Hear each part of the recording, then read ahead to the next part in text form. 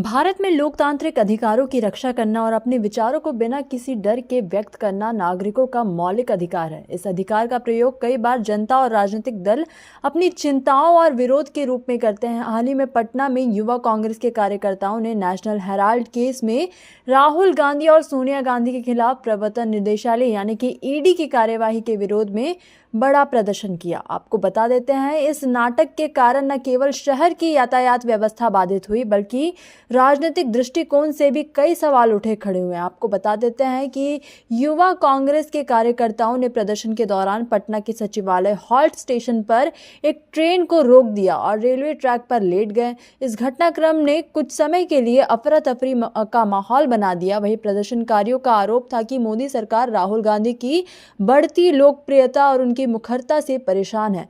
उनका कहना था कि ईडी का दुरुपयोग केवल उनके खिलाफ राजनीतिक रूप से दबाव डालने के लिए किया जा रहा है। खासतौर पर दलित, पिछड़ा और महादलित वर्ग के लिए राहुल गांधी की आवाज को दबाने की कोशिश की जा रही है। प्रदर्शन के दौरान यातायात व्यवस्था को भारी नुकसान हुआ।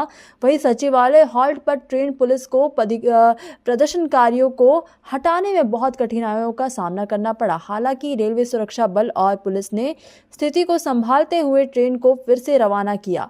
आपको बता देते हैं, इस घटना के बाद प्रशासन ने इस पर कड़ी प्रतिक्रिया दी और अधिकारियों का कहना है कि विरोध करना लोकतांत्रिक अधिकार है, लेकिन कानून हाथ में लेने की इजाजत किसी को नहीं दी जाती है। इसके बावजूद कांग्रेस पार्टी ने चेतावनी दी कि अगर ईडी की कार्यवाही बंद नहीं होती है तो राज्य भर में बड़े स्तर पर आंदोलन किया जाएगा। यह घटना न केवल राजनीतिक दृष्टिकोण से महत्वपूर्ण है बल्कि यह भारतीय लोकतंत्र में भी एक गंभीर मुद्दे को उजागर करती है। जब विरोध और प्रदर्शन लोकतांत्रिक तरीके से किया जाता है तो एक स्वास्थ्य राजनीति की निशानी है। हालांकि जब ये कानून की अवहेलना करने तक पहुंच जाता है तो ये समाज में असहमति और तनाव को जन्म देता है।